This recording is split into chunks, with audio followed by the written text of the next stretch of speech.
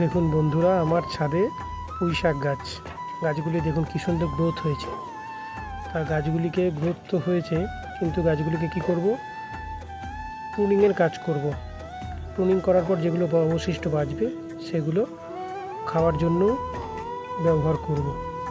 দেখুন এই যে গোড়াগুলো দিয়ে কাটছি, তার পাশ থেকে ডাল বেরাচ্ছে, সেই ডালটা আবার কেটে দেওয়ার পর এই যে প্রুনিংটা করে দিচ্ছি বা কেটে দিচ্ছি, আরও ঝাপটা হবে, মানে ঝোপালো হবে গাছটিকে লতানো করব না, ঝোপালো করব, সেই জন্য এটিকে কেটে নিচ্ছি।